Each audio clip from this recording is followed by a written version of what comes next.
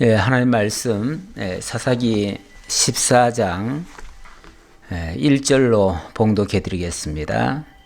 삼손이 딥나에 내려가서 거기서 블레셋 사람의 딸들 중에서 한 여자를 보고 올라와서 자기 부모에게 말하여 이르되 내가 딥나에서 블레셋 사람의 딸들 중에서 한 여자를 보았사오니 이제 그를 맞이하여 내 아내로 삼게 하소서 하매 그의 부모가 그에게 이르되 내 형제들의 딸들 중에나 내 백성 중에 어찌 여자가 없어서 네가 할례받지 아니한 블레셋 사람에게 가서 아내를 맞으려 하느냐 하니 삼손이 그의 아버지에게 이르되 내가 그 여자를 좋아하오니 나를 위하여 그 여자를 데려오소서 하니라.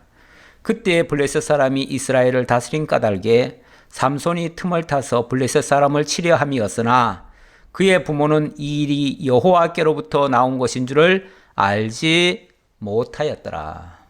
아멘. 오늘 소개하려는 이 삼손, 지난주에는 이 삼손이 이 세상에 나오기 전에 먼저 하나님께서 이 삼손의 아버지와 어머니를 통해서 이 삼손이 나게 될 것을 알려주시고, 그리고 삼손이 태어나면 나신인이 될 것을 예고해 주셨죠. 드디어 삼손이 태어났습니다. 태어났고, 그리고 여호와의 영이 그를 움직이기 시작하였다라고 지난주 마지막 25절에 그렇게 소개하고 있죠. 자, 그런데 하나님께로부터 엄청난 복을 받고 또 하나님의 사람으로 완전히 구별된 자, 하나님께 바쳐진 자로 이렇게 세워진 이 삼손이 행동이 참 특이합니다. 일반 상식적으로는 잘 납득이 되지 않는 이상한 행동을 하게 되어집니다. 이제 정년기가 돼서 결혼할 때가 됐는데 이 삼손이 갑자기 딥나로 내려갔습니다. 딥나는 블레셋 지역입니다. 블레셋은 이 당시에 이스라엘을 괴롭히던 민족이 살고 있는 땅이에요. 다시 말하면은 지배를 받고 있는 그러한 연약한 백성이 자기들을 지배하고 있는 그런 곳으로 일부러 찾아가는 거죠. 일반인들 같으면 오히려 그쪽은 쳐다도 안 볼 것 같고 그쪽으로는 가려고 하질 않죠. 그런데 삼손은 딥나로 내려갑니다. 내려가는데 그것도 표면적인 이유는 그곳에 있는 블레셋 여자를 하나 데려와서 결혼하겠다는 거예요. 참 기가 막히죠. 이 삼손의 아버지와 어머니의 입장에서 봤을 때는 아니 하나님의 사람, 하나님께 바쳐진 사람, 하나님의 특별한 사명을 받은 그러한 사람이 자기 동족의 사람, 한 형제된 사람을 아내로 취하는 것이 아니고 오히려 대적의 관계에 있는 그런 여자를 아내로 취하겠다니 이 말이 안 되는 거죠. 그리고 원래 하나님의 백성들은 기본적으로 이방인을 취하면 안 되게 돼 있어요. 율법적으로 말하면. 그래서 이방 여인을 취하는 것은 어쩌면 하나님 앞에 득죄하는 거나 마찬가지예요.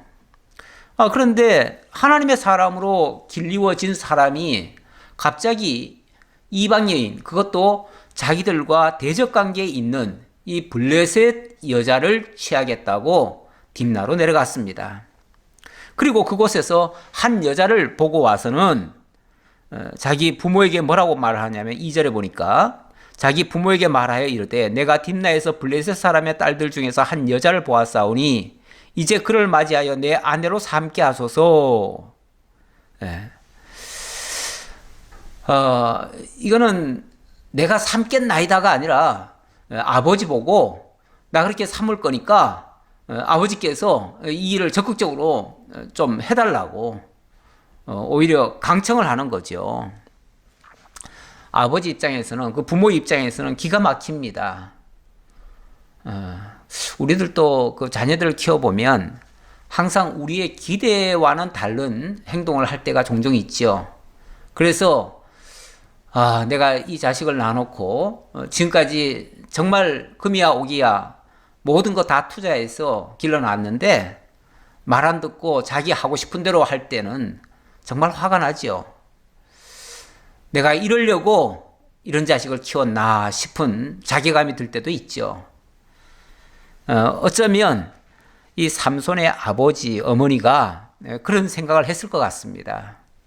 오죽하면 그래서 그의 부모가 그에게 이르되 내 형제들의 딸들 중에나 내 백성 중에 어찌 여자가 없어서 네가 할례받지 아니한 블레셋 사람이 가서 아내를 맞으려 하느냐.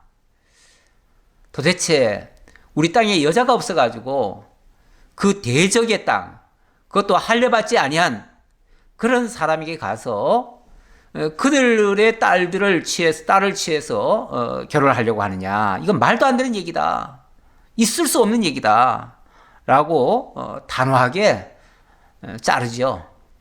그 말문을 막아버리죠. 그랬더니 삼손이 이렇게 얘기를 합니다. 삼손이 그의 아버지에게 이르되 내가 그 여자를 좋아하오니 나를 위하여 그 여자를 데려오소서 하니라. 한술 더 떨죠. 한술 더 떠서 나 그 여자 너무너무 좋아요. 그 여자 아니면 나 결혼 안 할 거예요. 그러니까 나 결혼하고 정말 이 가문을 잇게 하시려면 그 여자 데려오세요. 아예 아버지 보고 부모님 보고 아예 그 여자 데려오라는 거예요. 내가 취하겠다는 것도 아니고 부모 보고 아예 데려오라는 거예요. 어깃장을 놓는 모습이죠. 어찌 보면. 안 그래도 정말 참 답답한 모습인데 이렇게까지 나옵니다. 그때에 블레셋 사람이 이스라엘을 다스린 까닭에 삼손이 틈을 타서 블레셋 사람을 치려함이었으나 그의 부모는 이 일이 여호와께로부터 나온 것인 줄은 알지 못했더라. 우리 하나님이 하시는 일, 이 사람들이 측량하기가 조금 어렵지요. 그래서 때로는 하나님의 놀라운 역사임에도 불구하고 하나님의 역사인 줄 모르니까 오해를 하고 그것 때문에 실망을 하고 또 그것 때문에 낙심을 하고 절망까지 하는 그런 사람들이 종종 있어요. 아니 하나님이 어련히 알아서 당신의 택한 백성들 선한 길로 인도할까요? 그런데 그것이 못 믿어져 가지고 도대체 내가 너를 어떻게 키웠는데 네가 내 말을 이렇게 안 들을 수 있어? 이런 식으로 주장하는 사람들이 있죠. 참 답답한 일입니다. 그런데요, 자녀는 꼭 부모 말을 잘 들어야 되나요? 제가 엉뚱한 얘기를 좀 하는 것 같은데, 원칙은 이래야 된다, 저래야 된다, 이런 생각은 사실은 정답은 아닙니다. 우리 하나님이 하시는 일이 항상 일정한 게 아니에요. 하나님의 큰 경륜 속에서 이 세상의 모든 역사들이 이루어지는데 때때로는 우리의 생각을 거스르는 것들이 많아요. 우리의 생각과는 정반대인 경우도 많아요. 그래서 세상적으로 보면 안 될 것 같은데 그게 하나님께서 되게 하시는 일일 수도 있고요. 세상적으로는 망하는 일인데 또 하나님께서는 그걸 통해서 흥하게 하시는 역사도 있어요. 지금도 뭐 주변에 어려운 일들이 많이 있잖아요. 특히 국가적으로 지금 위기 상황이 많이 일어나고 있습니다.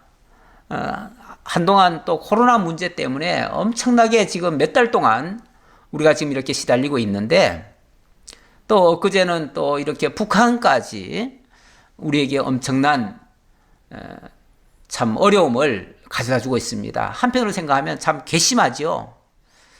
우리가 저들을 위해서 최선을 다해서 뭔가 도와주려고 하고 그리고 좋게 지내보려고 하고 그러는데 정말 말 안 듣잖아요. 정말 성질대로라면은 당장 아주 본때를 보여주고 싶은데 또 그럴 수도 없고요. 참 답답합니다.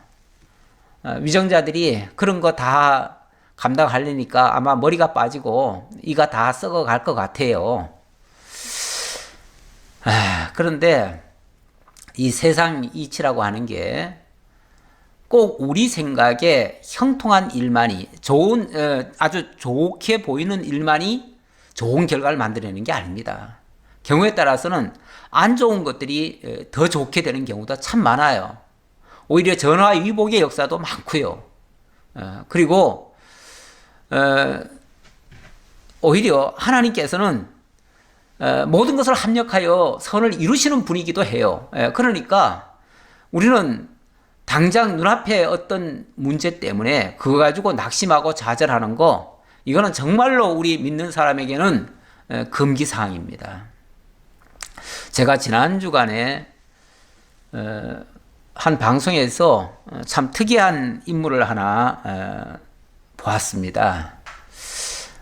혹시 뭐 잘 아시는 분도 계실는지 모르겠는데, 카이스트의 미래전략대학원 이광형 교수라고 그분의 그 인터뷰를 좀 보게 됐어요. 저는 사실 이분을 잘 몰랐는데 그분의 인터뷰를 좀 보다 보니까 참 이 양반이 굉장히 괴짜 교수라고 하더라고요. 대학원의 카이스트 미래전략대학원 원장이기도 한데요. 이 사람이 참 이상한 아주 괴짜 같은 행동을 많이 해요. 일단 그분의 사무실에 들어가면 TV가 거꾸로 달려 있어요. 그리고 이 양반은 평소에도 운동화 같은 거를 뭐 짝짝이를 많이 신고 다니기도 하고요. 그러니까 일반인들이 뭔가를 하고 있으면 좀 거꾸로 하는 경향이 많아요. 근데 그걸 꼭 일부러 그렇게 한다기보다는 뭐든지 한번 비틀어 보는 거죠. 비틀어 보면 새로운 것이 보인다는 거죠. 아마 학생들한테도 그렇게 가르치는 것 같아요. 그러다 보니까 다른 선생들한테는, 다른 교수들한테는 예를 들어서 문제아 학생이 돼가지고 다 퇴짜를 맞고 별로 좋지 않은 그런 성적을 가진 자들이 다른 교수로부터는 다 쫓겨나죠. 정석대로 안 하니까 다 쫓겨나죠.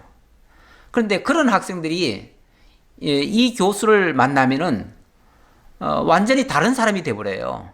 왜냐하면 이 교수는 그런 것들을 다 좋아하고 그런 것들을 다 인정하고 존중하니까요. 그러니까 이 교수 밑으로 오면 지금까지 하지 못했던 아주 독창적이고 창의적인 그런 일들을 하는 거예요. 그러다 보니까 그 제자들 가운데는 아주 탁월한 그런 제자들도 많이 나왔대요.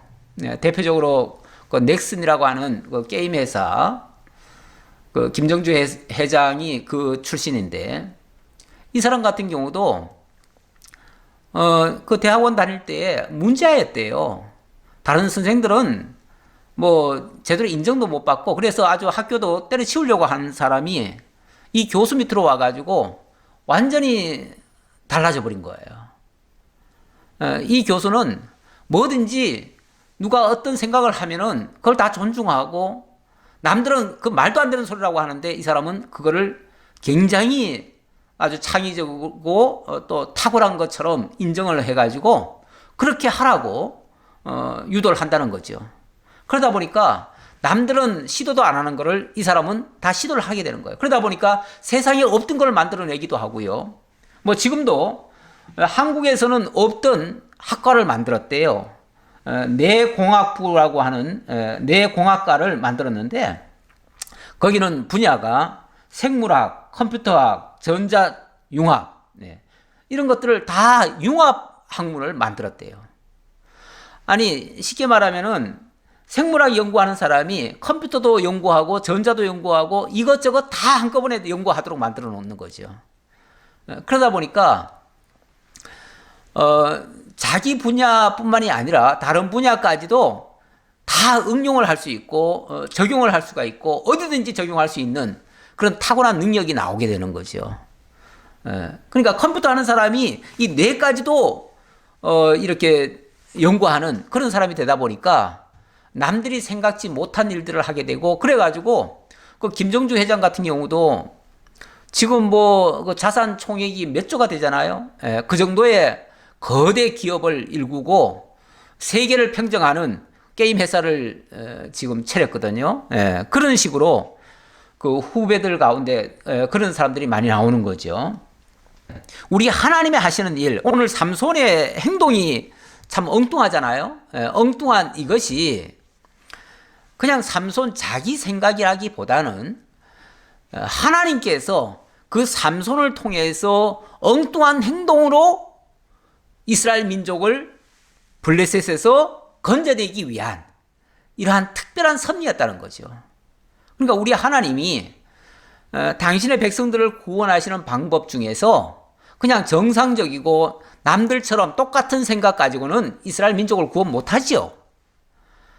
아니 지금 모든 힘으로나 모든 능력으로나 무엇이든지 다 지금 블레셋의 열세가 돼가지고 블레셋에 의해서 지금 지배를 받고 있는 거 아니겠어요? 그런데 정상적인 싸움을 걸어가지고 그들을 이겨낼 수 있겠어요? 못 이기죠. 어떤 면에서. 그렇죠. 그렇다면 어찌 보면 약간 편법일 수도 있지만 일반인들이 알지 못하는 방식으로 접근을 해야 그들을 물리칠 수도 있고 구원할 수도 있는 이런 역사가 나오게 된다. 그런 얘기예요. 그래서 지금 블레셋 여자를 취하려고 하는 것이 하나님께서 삼손을 통해 이스라엘을 구원하기 위한, 그래서 이 일이 여호와께로부터 나온 것인 줄을 그 부모는 몰랐더라. 모르니까 오해를 하고 속이 상하고 걱정을 하고 이렇게 되는 거죠. 그런데 알면 야, 하나님께서 이제 어떤 역사를 하실런지, 정말 분명히 이건 하나님의 선한 역사일 텐데 하나님이 어떤 역사를 하실런지 기대가 된다. 기다려보자. 그리고 참고 인내하면서 그를 통해서 이루실 하나님의 역사를 보게 되는 거죠.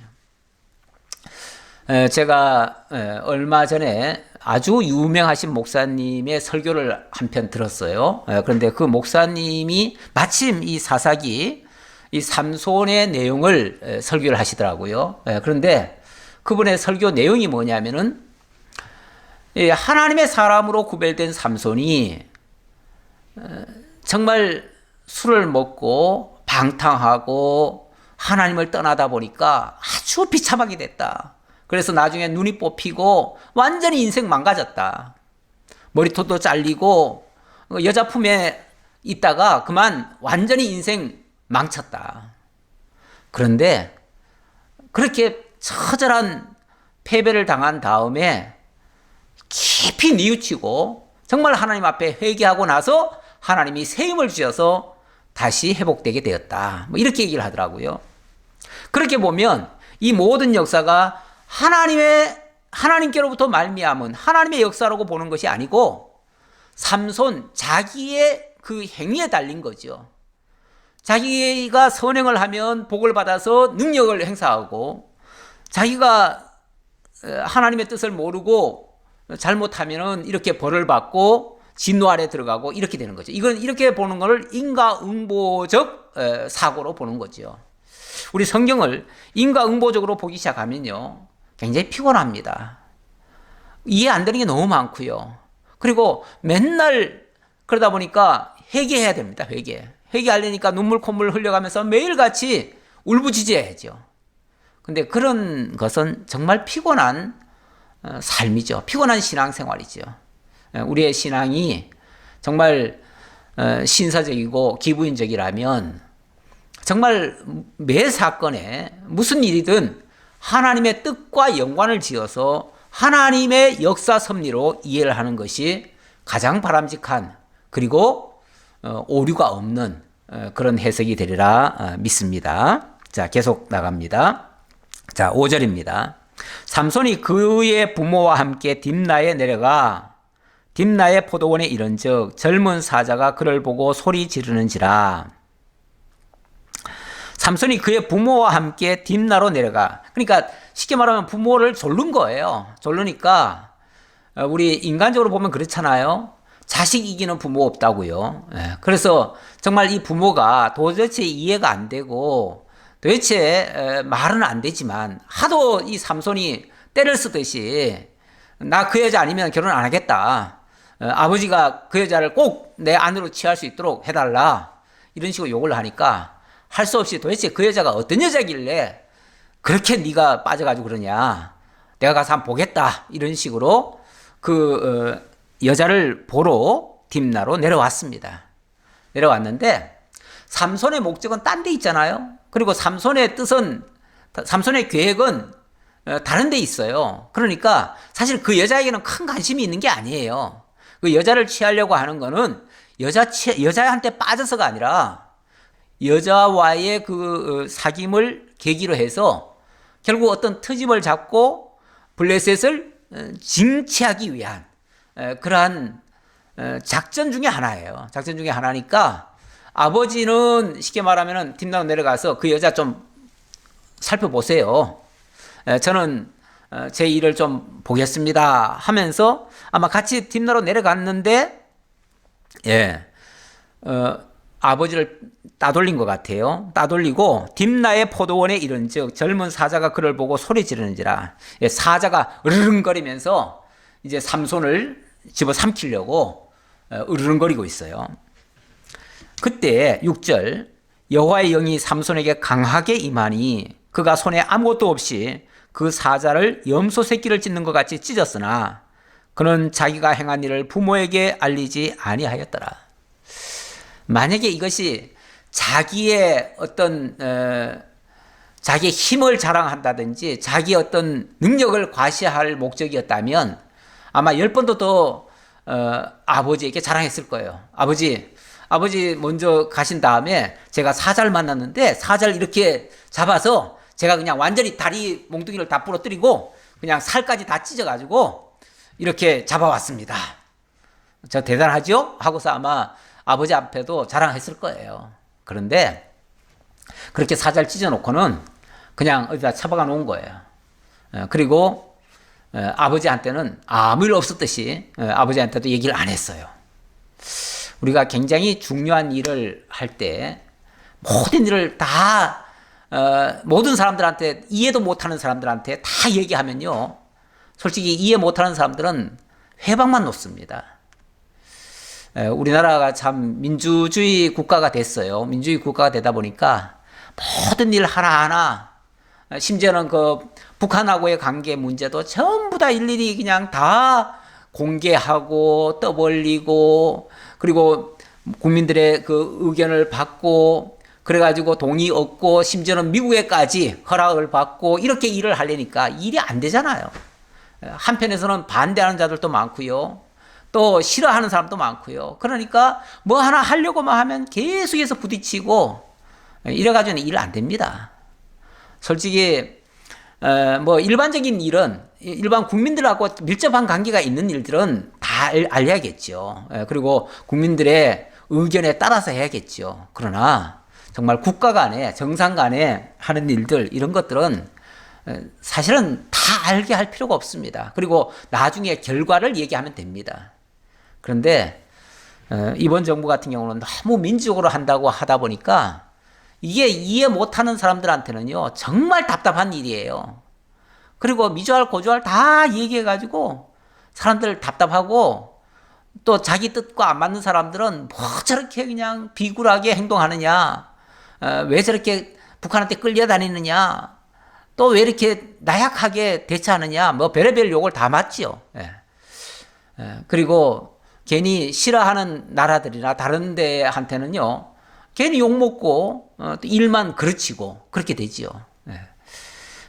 우리 하나님의 일도 그래요. 우리 하나님이 하시는 일 물론 이해하고 다 협조 받을 수 있으면 그렇게 하는 게 맞아요. 근데 이해 못할 거라면은 굳이 다 알릴 필요도 사실은 없어요. 없는데 참 이런 어떤 그 경계를 우리가 잘 서야 되는데 때로는 지혜롭지 못하게 우리가 행동할 수가 있지요. 또 하나님의 비밀 같은 것도 우리가 하나님의 비밀 알았다고 해가지고 좀 교만하게 행동할 수도 있고요. 이런 것도 별로 바람직해 보이지는 않습니다. 자, 어쨌든 지금 이 일은 이 부모도 알면 안 돼요. 왜냐하면 부모라고 내 편입니까? 부모는 다 내 편입니까? 부모도 때로는요, 나의 앞길을 가로막는 경우도 엄청 많아요. 아까 얘기했던 그 이강윤 교수 같은 경우도요, 그 제자들이 다 괴짜들 아니에요? 교수 자체도 괴짜였고요. 그러니까 괴짜라는 말도 남들이 보니까 일반적이지 않다 그 얘기죠. 그런데 그게 괴짜가 아니고요. 자기만의 아주 독특하고 자기만의 탁월하고 남들이 생각하지 못한 것까지 생각하는 차원으로 말하면 3차원, 4차원의 세계를 지금 내다보고 있는 사람이에요. 그러다 보니까 남들보다 좀 더 뛰어나니까 남들이 이해를 못하는 거죠. 이해를 못하는데 이해 못하는 사람 붙들고 어떻게 설명을 다 하겠어요. 그러니 자기 방식대로 가는데 그게 괴짜처럼 보이는 거죠. 그런데 그게 결국은 성공을 하는 거예요. 저는 그 이강윤 교수의 말 중에서 그 이강윤 교수 그런 말을 하더라고요. 자식이 내 말을 잘 듣고 정말 성적 잘 올리고 이러면은 정말 좋은 대학 가고 그리고 나중에 좋은 회사 들어가서 월급 아주 많이 받을 것이다. 그러나 부모 말 좀 안 듣고 자기 고집 피우고 자기 뜻대로 하려고 하고 그래서 뭔가 뭐 이상하게 행동하려고 하는 사람은 나중에 남을 부리면서 월급 줄 것이다. 이렇게 얘기를 하더라고요. 우리가 다 자녀들을 잘 키우려고 하는 이유 중에 하나가 뭐죠? 다 출세시키려는 거 아니에요? 진짜 출세하려면은 좋은 직장 다녀가지고 월급 많이 받는 것이 좋겠어요? 아니면 큰 회사를 차려가지고 남들에게 월급 다 주는 게 좋겠어요? 오히려 약간 괴짜 같은 사람이 나중에 성공하더라. 성공을 더 많이 하는 경향도 있더라 그 말이죠. 그러니까 우리가 너무 부정적으로 볼 게 아니다. 내 생각과 다르다고 해가지고 욕을 하거나 배척하거나 대적하는 거는 옳지 않다. 누가 어떤 행동을 하면 그럴 만한 이유가 있을 것이다. 좀 기다려보자. 어떤 결과가 나올는지 하나님이 더 좋게 하실는지 우리가 두고 보자. 이렇게 하는 것도 매우 좋은 방식이다. 그렇게 말씀드려 보겠습니다. 자, 7절입니다. 그가 내려가서 그 여자와 말하니 그 여자가 삼손의 눈에 들었더라. 뭐 아마 말을 좋게 했겠죠. 그러니까 그 여자도 삼손의 눈에 들었다. 서로 이제 좋아졌다 그 말이죠. 얼마 후에 삼손이 그 여자를 맞이하려고 다시 가다가 돌이켜 그 사자의 죽음을 본즉 사자의 몸에 벌떼와 꿀이 있는지라. 이제 그러니까 그렇게 일을 보고 돌아왔습니다. 자, 여자한테는 좋은 이야기를 나누어 가지고 후일을 기약하고 그리고 왔습니다. 그리고 이제 약속한 때가 됐겠지요. 내가 다음에 언제 오겠다라고 하고 그리고 그 여자에게로 이제 가는 길에 길목에 이 포도원을 다시 들린 겁니다. 왜냐하면 그 포도원에서 사자를 발견해서 사자를 찢어 놓은 게 있었는데 그게 어떻게 됐는가 하고 가서 본 거지요. 그랬더니 그 사자의 몸에 벌떼와 꿀이 있는 거예요. 이것도 아주 특이한 일이죠.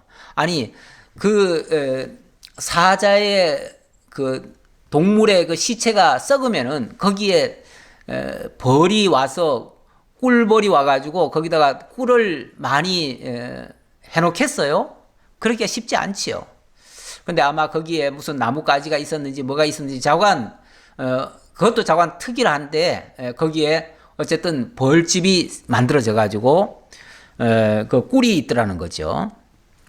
그래서 삼손이 손으로 그 꿀을 떠서 걸어가며 먹고 그의 부모에게 이르러 그들에게 그것을 들여서 먹게 하였으나 그 꿀을 사자의 몸에서 떠왔다고는 알리지 아니하였더라. 예.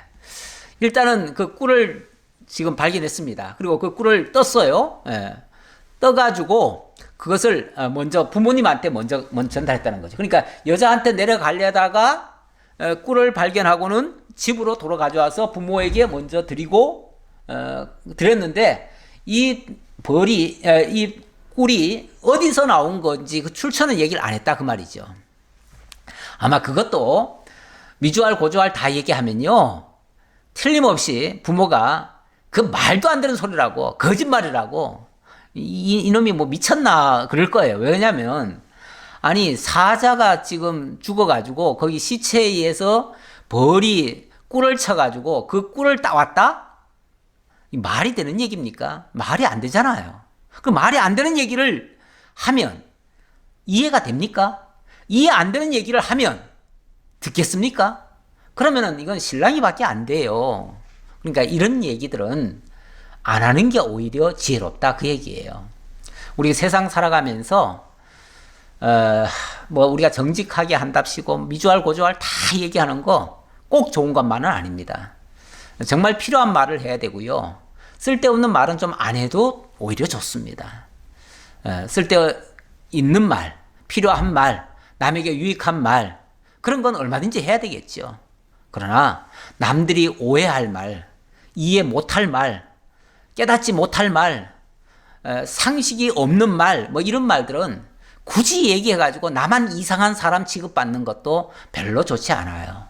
그러니까 지금 삼손이 어찌 보면 굉장히 지혜롭게 지금 행동을 한 겁니다. 그런데 이런 행동이 부모한테는 이상하게 보일 수도 있다.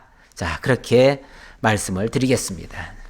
자, 10절입니다. 삼손의 아버지가 여자에게로 내려가매 삼손이 거기서 잔치를 베풀었으니 청년들은 이렇게 행하는 풍속이 있음이더라. 그러니까 지난번에 여자를 만났고 얘기가 잘 돼가지고 다음에 언제 내려와서 결혼식을 하자라고 얘기했던 거죠. 그리고 이제 결혼식을 이제 하기 위해서 옛날에는 결혼을 우리가 장가 간다 그러잖아요. 장가 간다. 장가 간다는 말은 옛날에는 그래서 여자 집으로 가서 여자 집에서 결혼식을 합니다. 그리고 나중에 시집을 오지요. 우리 옛날 풍습 그 참 말이 표현이 참 좋아요. 시집을 온다고 하죠. 장가 가고 시집 오고. 다시 말하면은 결혼할 때는 남자가 여자 집에 가서 혼인식을 하고 그리고 거기서 하루나 이틀 지나고 난 다음에는 그 여자를 데리고 시댁으로 오는 거죠. 그래서 시집 오는 거죠. 그렇게 해서 이제 신혼 살림을 시댁에서 시작을 하는 거죠. 옛날 그런 식으로 많이 했어요. 그랬는데 자, 여자에게로 일단은 혼인을 하러 내려갔습니다. 그리고 거기서 이제 잔치가 베풀어졌어요.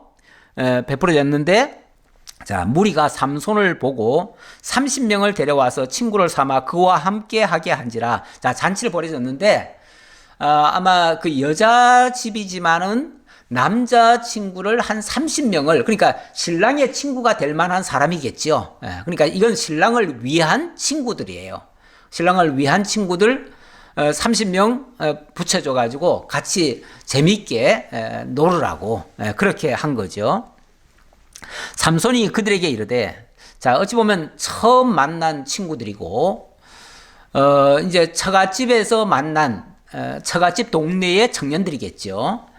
자 그들 30명과 함께 이제 재밌게 지내야 되는데 이 삼손이 엉뚱한 얘기를 하지요. 무슨 얘기를 합니까? 삼손이 그들에게 이르되 이제 내가 너희에게 수수께끼를 내리니 잔치하는 이래 동안에 너희가 그것을 풀어 내게 말하면 내가 배옷 30벌과 겉옷 30벌을 너희에게 주리라. 아주 재미있는 하나의 게임을 하자는 거예요. 게임. 일종의 수수께끼인데 자 게임을 하자. 내가 어떤 문제를 하나 낼 테니 이 문제를 너희들이 일주일 내에 맞춰보기만 한다면 일주일이라고 하는 게 그러니까 잔치가 원래 일주일 걸리나 봐요. 일주일 동안 잔치를 하는데 그동안에 잔치 끝날 때까지 너희들이 맞춰주면 그러면 내가 너희들 30명에게 30벌의 옷을 주겠다. 배옷 30벌과 겉옷 30벌 주겠다 하니까 속옷, 겉옷 다 아예 그냥 완세트로 한 벌씩 다 주겠다. 30벌 주겠다. 어찌 보면 참 이것도 엉뚱한 소리죠. 말도 안 되는 얘기 같은데 어쨌든 이런 제안을 했습니다. 그러나 여기 이제 하나 조건이 붙습니다. 그러나 그것을 능히 내게 말하지 못하면 너희가 내게 배옷 30벌과 겉옷 30벌을 줄지니라. 게임은 게임이니까 공정한 룰이 있어야죠. 너희가 만약에 맞추면은 내가 30벌씩 주고 만약에 너희가 못 맞추면 그 대신 너희가 각각 한 벌씩 다 가져와라.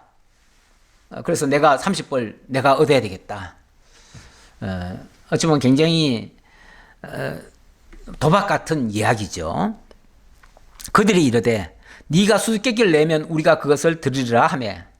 근데 뭐 어떻게 보면 아무리 어려운 수수께끼라 할지라도 무려 일주일 동안의 여유를 두고 하는 거라면 뭐 그렇게 어렵겠어요? 세상에 아무리 어려운 지식이라고 해도 그 순간에 맞추라고 하면 어렵겠지만 일주일을 두고 맞추라고 하면 그거 못 맞출 사람이 어디 있겠어요? 그러니까 좋다. 그러면 네가 한번 내봐라. 우리가 맞추겠다라고 얘기한 거죠. 근데 삼손의 이제 수수께끼 문제입니다. 삼손이 그들에게 이르되 먹는 자에게서 먹는 것이 나오고 강한 자에게서 단 것이 나왔느니라 하니라. 근데 수수께끼 자체가 참 엉뚱발랄한 말이죠. 먹는 자에게서 먹는 것이 나오고 강한 자에게서 단 것이 나왔다. 세상에 뭐 이런 것이 다 있어요? 먹는 자에게서 먹는 것이 나오고 먹는 자에게서 먹는 것이 나오고 그리고 강한 자에게서 단 것이 나왔다. 일단 그 문제 자체가 아리까리한 그런 문제죠. 원래 수수께끼라고 하는 게 고개 넘어가면서 뭔가 깊이 파고 들어가는 그런 맛이 있죠. 있는데 저건 쉽게는 풀 수가 없을 것 같아요. 그래서 3일이 지나도록 사흘이 되도록 수수께끼를 못 풀었대요. 점점 이제 날이 가까워질수록 약속한 날이 가까워질수록 이제 초조해지죠. 15절 일곱째 날에 이르러 그들이 삼손의 아내에게 이르되 너는 내 남편을 깨어 그 수수께끼를 우리에게 알려달라 하라. 그렇지 아니하면 너와 내 아버지의 집을 불사르리라. 너희가 우리의 소유를 빼앗고자 하여 우리를 청한 것이 아니냐. 그렇지 아니하냐 하니. 뭐 이들의 지금 이 이야기가 전혀 틀린 말 같지도 않아요. 왜냐하면 자 신랑을 기쁘게 해주라고 불러온 30명 아닙니까? 불러온 30명인데 그런데 지금 이상한 지금 수수께끼를 내가지고 꼼짝달싹 못하고 지금 옷 한 벌씩을 뺏기게 생겼어요. 이렇게 되면 옛날에는 정말 옷 한 벌이라는 게 어찌 보면 굉장히 큰 재산과 같은 거예요. 그런데 그런 거를 빼앗기게 생겼으니 아니 잔치집에 지금 축하하러 와가지고 그냥 옷 쉽게 말하면 홀라당 베끼게 생겼어요 지금. 얼마나 이거는 만약에 그게 어떤 의도를 가지고 그렇게 한 것이 사실이라면 이건 계획적이고 의도적인 거죠. 그러니까 너희가 결국은 우리를 친구처럼 불러가지고 옷을 다 벗겨버리려고 발가벗겨서 우리를 완전히 내쫓으려고 어떤 수작을 부린 것 같은데 만약에 그랬다면 너희들이 우리를 해하려고 한 거니까 만약에 여기에 대한 정답을 알아서라도 억지로라도 알아서 우리한테 알려주지 않는다면 너희가 우리를 해하려고 한 것이니까 그러기 전에 우리가 너희 쉽게 말하면 그 여자의 집 가문을 완전히 쑥대밭 만들어 버리겠다. 다 불살라 지르고 소유를 다 태워버리겠다. 화날 만도 하지요. 왜? 어떤 계획적이고 의도적이라고 생각을 했으니까요. 자, 이제 일이 이 지경 되니까 이 여자가 큰일 났습니다. 삼손의 부인이 됐는데 아니 지금 그 친구들한테 그런 지금 하는 것 때문에 지금 협박을 받았잖아요. 이래도 죽게 생겼고 저래도 죽게 생겼어요. 그러니 제발 좀 날 살려달라고 우리 살려달라고 지금 울면서 지금 통사정을 하는 겁니다. 16절 삼손의 아내가 그의 앞에서 울며 이르되 당신이 나를 미워할 뿐이요 사랑하지 아니하는도다. 우리 민족에게 수수께끼를 말하고 그 뜻을 내게 알려주지 아니하도다 하는지라. 당신이 나를 사랑합니까? 사랑한다면 어떻게 나를 이렇게 골탕 먹일 수가 있습니까? 지금 당신의 그 수수께끼 낸 것 때문에 우리 민족에게 우리가 미움을 받고 우리가 완전히 지금 도륙을 당하게 생겼습니다. 이거는 당신이 나를 사랑하는 게 아니고 우리 가문을 완전히 쑥대밭을 만들고 우리 가문을 다 진멸시키려고 하는 그런 의도밖에 안 됩니다. 우리 어떻게 살으라고 이런 수수께끼를, 말도 안 되는 수수께끼를 내가지고 이렇게 했단 말입니까? 만약에 당신이 날 사랑한다면, 그렇다면 그 수수께끼 답을 알려주세요. 알려주지 않는다면 당신이 날 사랑하는 게 아니고 오히려 나를 망하게 하려고 작정한 거니까 나도 당신을 정말 미워할 수밖에 없습니다. 막 이런 식으로 이야기를 한 거지요. 그랬더니 삼손이 그에게 이르되 보라 내가 그것을 나의 부모에게도 알려주지 아니하였거든 어찌 그대에게 알게 하리요 하였으나 7일 동안 그들이 잔치할 때 그의 아내가 그 앞에서 울며 그에게 강요함으로 7째 날에는 그가 그의 아내에게 수수께끼를 알려주매 그의 아내가 그것을 자기 백성들에게 알려주었더라. 이 여자가 정말 이건 절대절명입니다. 이거는 뭐 양보하거나 참아서 될 일이 아니에요. 왜냐하면 7일이 지나고 나면 당장 내일이면 우리 목숨이 다 지금 날아가게 생겼어요. 만약에 삼손이 그 답을 안 알려주면 우리는 꼼짝없이 다 죽게 생겼어요. 아마 살아도 산 목숨이 아닐 거예요. 그러니 이건 뭐 정말 당신이 안 알려준다면 큰일 났습니다. 그랬더니 삼손이 처음에는 아니 지금 여기에 대한 답은 우리 부모한테도 안 알려줬는데 어떻게 당신한테 알려주겠느냐. 그러니까 못 알려준다. 그 버팅기다가 나중에는 마지못해 알려주는 것처럼 알려줍니다. 어떻게 알려주는가. 18절 7째 날 해지기 전에 성읍 사람들이 삼손에게 이르되 무엇이 꿀보다 달겠으며 무엇이 사자보다 강하겠느냐. 결국 아까 그 먹는 자에게서 먹는 것이 나왔다 하는 말은 원래 꿀벌이라고 하는 게 뭘 먹고 그 꿀을 내놓는 거죠.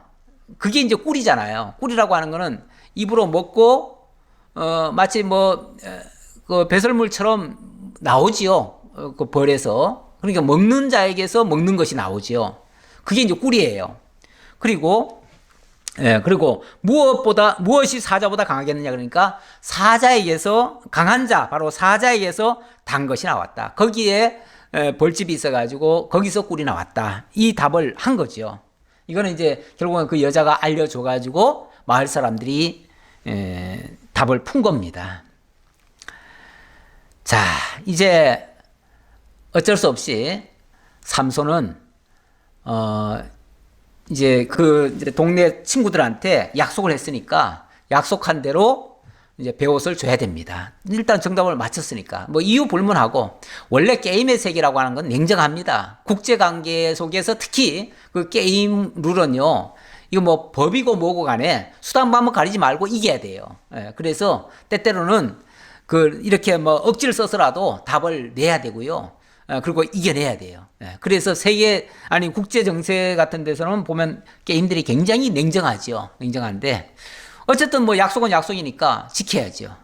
근데 삼손이 어떻게 지키는가? 자, 19절 보니까 여호와의 영이 삼손에게 갑자기 임하심에 삼손이 아스글론에 내려가서 그곳 사람 30명을 쳐 죽이고 노력하여 수수께끼를 푼 자들에게 옷을 주고 심히 노하여 그의 아버지의 집으로 올라갔고 삼손의 아내는 삼손의 친구였던 그의 친구에게 준 바 되었더라. 결국은 이 결혼이 깨진 겁니다. 이것 때문에 깨졌는데 깨지기 전에 자 여호와의 영이 갑자기 삼손에게 임했다고 하죠. 그러니까 삼손의 이런 행동들은 삼손 자기의 어떤 생각 의지대로 하는 게 아니고 성령의 감동으로 말미암아 지금 역사되어지는 거예요. 그래서 삼손이 갑자기 성령으로 감동을 받고 그 순간 어디로 내려갔냐면 아스글론. 아스글론은 이 블레셋 지역에 5대 그 블레셋의 5대 도시가 있는데 그 중에 한 도시예요. 그곳으로 그러니까 이 딥나와는 좀 다른 지역으로 가가지고 거기 가서 솔직히 옷 30벌이 어디 있겠어요? 없지요. 뭐 옷을 갖다 놓고 지금 게임 벌인 게 아니잖아요. 나중에 주겠다라고 하고 이제 한 거니까 일단 약속은 약속이니까 지켜야죠. 자, 지키는데 어떻게 지키는가? 우리 하나님의 방법이에요. 아스글론에 가가지고 아스글론 사람 30명을 죽이는 거예요. 요즘식으로 생각하면은 이건 말이 안 되죠. 어떻게 사람을 살육을 합니까? 그 아스글론 사람은 무슨 죄가 있어서 왜 갑자기 그 사람들을 쳐 죽이고 이 사람들 뭘 보상하기 위해서 왜 저 사람을 죽여가지고 그걸 뺏어다가 이쪽에다 보상을 합니까? 이걸 만약 윤리 도덕적으로 생각하면 말이 됩니까? 안 되죠. 하지만 이건 하나님의 뜻이었고요. 작전이었어요. 왜요? 지금 블레셋 좀 크게 봅시다. 크게 보면 이 블레셋은 어떤 나라입니까? 이스라엘의 대적이에요. 이스라엘을 지금 엄청나게 지금 공경을 주고 있는 나라입니다. 이스라엘 민족을 지금 몇십 년간 지금 핍박을 가하고 있어요. 예. 그 13장 1절에 보면 이스라엘 자손이 다시 여호와의 목전에 악을 행하였으므로 여호와께서 그들을 40년 동안 블레셋 사람의 손에 넘겨주시니라 그랬어요. 40년간 블레셋의 지배 아래에 있었어요. 우리나라가 36년간 일제에 침략을 받아가지고 일제 치하에서 엄청나게 많이 시달렸습니다. 그런데 그 치하에 있으면서 뭐 안중근이나 윤봉길이나 이런 사람들이 어찌 보면 이또 히로부미를 차단을 했죠. 그럼 이게 국제적으로 말하면 그게 테러입니까? 지금 가끔 보면 그건 테러였다. 그리고 뭡니까? 위안부 문제. 그거는 원래 그 당시에 창녀였다. 뭐 이런 식으로 폄훼하시는 분들이 가끔 있는데 그 남의 나라에 짓밟혀 가지고요. 몇십 년간 지금 고통 중에 있습니다. 거기서 저항을 하고 그 더 큰 악을 막기 위해서 하는 그 방식. 그게 꼭 옳다라는 얘기는 아니에요. 하지만 그것이 하나님의 뜻으로 말미암아 되어졌다면 그리고 나중에 그 안중근이나 이런 사람들의 그 나중에 보면요. 그 사람들은 절대 보복 차원에서 하지 않습니다. 그 국민을 상대로 해서 테러하지 않습니다. 오히려 이 한국 민족을 완전히 말살하려 하고 실제로 엄청나게 우리나라를 짓밟은 그 쉽게 말하면 거기에 최고 원흉이 있죠. 원흉. 그 원흉이 그 당시에는 이토 히로부미였죠. 그 이토 히로부미를 처단한 거죠. 이거는 어떤 면에서 정당할 수 있습니다. 그런 식으로 어찌 보면 지금 이 삼손이 블레셋을 징치한 거는요. 삼손을 통해서 삼손이 지금 쉽게 말하면 하나님의 사사가 된 거예요. 그래서 공식적으로 국민 백성들 앞에 드러난 건 아직 아니에요. 하지만 지금 공식적으로 백성들 앞에 드러나게 하시려고 이런 역사를 만든 거예요. 만들어 가지고 그 블레셋 사람들 30명을 쉽게 말하면 응징을 한 거예요.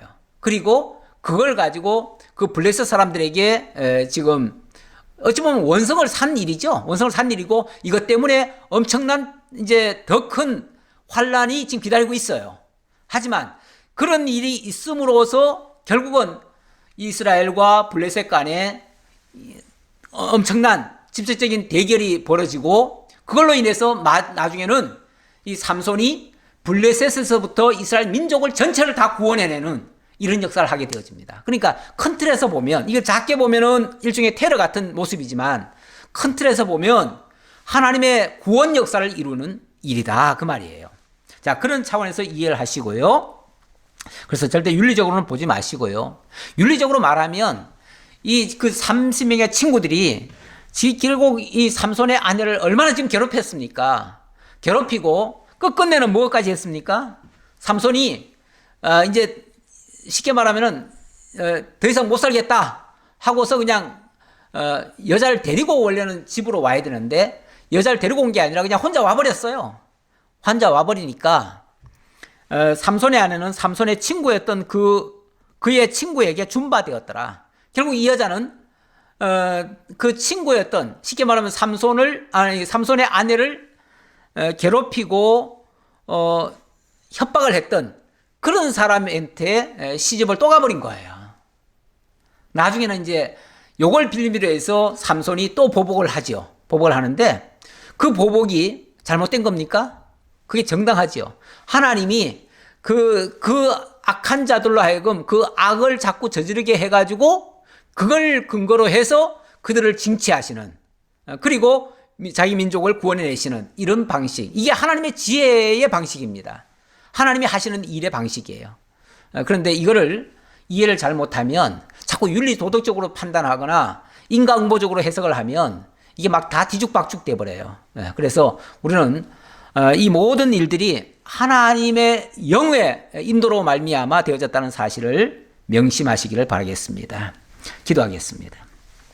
아버지 하나님 감사합니다. 우리 하나님 저희를 사랑하시고 정말 하나님의 하시는 일들이 너무나 오묘하고 참 지혜로운데 우리가 미처 깨닫지 못해서 때때로는 오해하고 또 사랑까지 의심하고 또 말씀까지 의구심을 가졌던 그런 때도 있었습니다. 그러나 우리 하나님의 결과가 나빴던 적은 없고 실패로 된 적이 없습니다. 하나님은 실패하지 않으시고 하나님은 잘못되는 일이 없습니다. 그것을 믿기에 오늘도 우리 상식으로는 안 맞지만 모든 것이 하나님의 선을 이루는 역사인 줄 알고 믿고 그리고 강하고 담대하게 나아갑니다.